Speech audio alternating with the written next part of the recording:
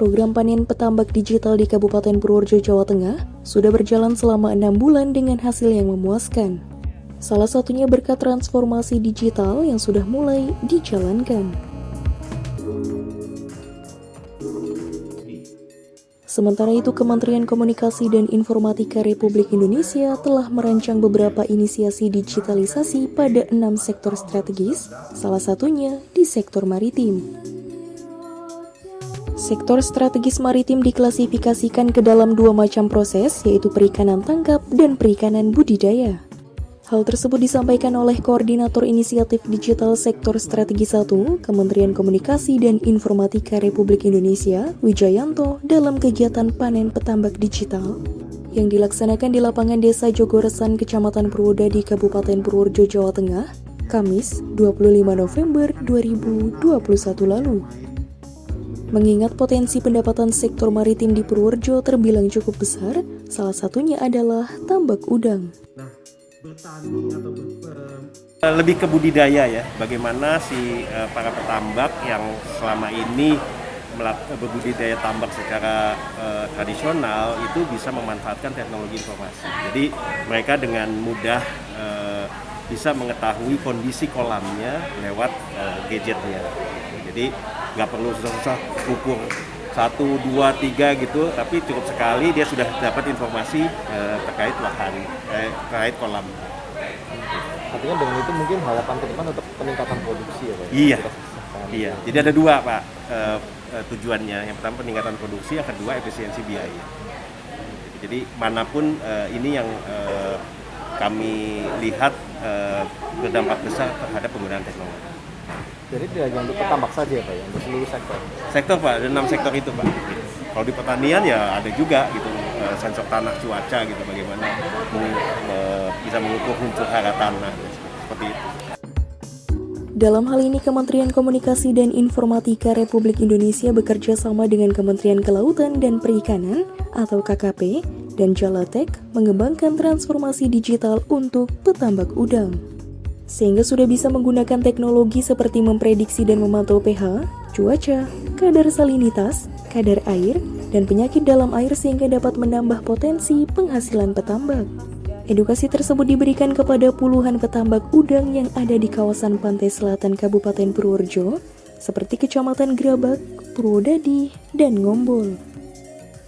Dengan adanya ini, program Kominfo ini kan bisa istilahnya menambah semangat para petambak itu yang mungkin pada saat ini banyak yang gagal terjadi. Gagalnya di apa Pak ini Pak? Gagalnya itu kebanyakan itu di kematian dini itu saat itu.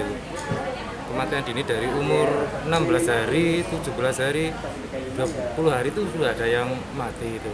Harapan saya itu ya gimana ya, istilahnya mungkin program ini bisa berjalan terus tapi istilahnya lebih terfokus. Maksudnya terfokus itu istilahnya satu alat itu bisa digunakan cuman beberapa orang saja lah, bukan satu wilayah gitu loh.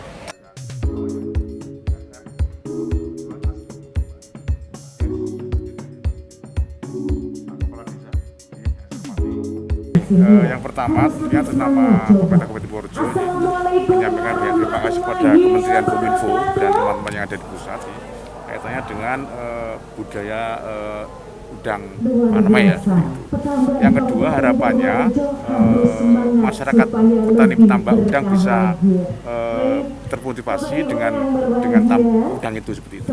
Ada peningkatan penghasilan, kemudian pemasaran seperti apa, dan yang jelas yang perlu diperhatikan adalah konsep kedepan seperti apa, karena walaupun belum semuanya, namun harapannya semuanya bisa mewarnai kaitannya dengan tambak udang yang dikomunikasikan dengan kementerian itu. Saya kira itulah ya.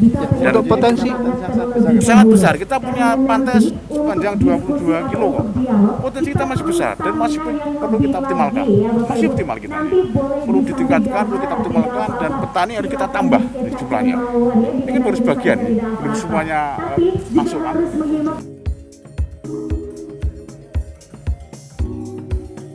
Ya sangat membantu sekali karena kita jadi tahu kualitas air. Kalau yang awalnya itu cuman asal-asalan, tapi sekarang dengan pendampingan dari Jala ini kita jadi tahu tentang parameter kualitas air yang bermacam-macam gitu loh. Ada pH, salinitas, DO, dan suhu. Itu karena dicek harian itu sangat penting dalam perubahan harian. Hasilnya gimana, Pak? Hasilnya alhamdulillah ada kenaikan dari produksi selama ini. Mungkin bisa diangkakan, Pak? Ya ada itu yang awalnya karena ada kematian, paling satu siklus itu ada, setelah ada kematian kehidupan dari benurnya itu cuman 20%, 30%. Sekarang dengan pemantauan dari awal itu kita bisa nyampe 90% dari karena dari awal kita udah ketahui kondisi air yang masuk di petakan itu seperti apa.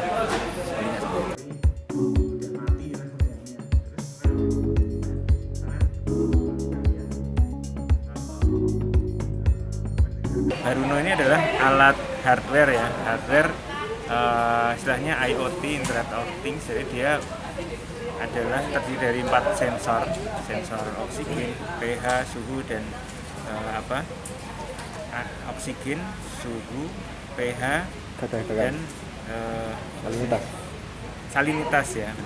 Jadi 4 sensor itu kita jadikan satu. Kemudian alat ini nanti akan mengambil data dari air di tambak, kemudian mengirim ke server kami di cloud gitu ya. Nah, hasilnya nanti yang akan tampak di alatnya petambak, di device-nya petambak itu tidak hanya pH-nya sekian, DO-nya sekian, itu enggak, tapi kita juga ada analisanya. Jadi kalau pH seperti apa, DO seperti apa, itu tuh kondisi tambaknya seperti apa yang harus dikhawatirkan tentang itu. Dan ada juga solusinya, Bang. Dan ada solusinya. Kalau kayak gini rekomendasinya apa, seperti itu. Namun kami juga melihat bahwa 4 parameter itu tidak cukup ya. Jadi kita juga di dalam aplikasinya kita juga melihat ada input yang bisa dilakukan selain 4 parameter itu. Jadi parameter batas air, biologis, chemisnya air, sampling bobot udang dan lain sebagainya, jumlah pakan yang masuk itu kita bisa input sendiri sehingga menghasilkan data yang lebih akurat dan mendetail. Oh, bisa di aplikasi yang sekarang ini sudah bisa seperti itu ya? Sudah bisa. Kita sudah bisa input parameter-parameter lain yang bisa kita masukkan secara manual gitu ya. Jadi kayak kita habis ngasih pakan berapa ya, catat aja di situ. Terus kemudian ada sampling udang, kita sampling size-nya berapa ya, itu kan nanti akan keluar grafik pertumbuhan udangnya seperti apa. Itu dilakukan.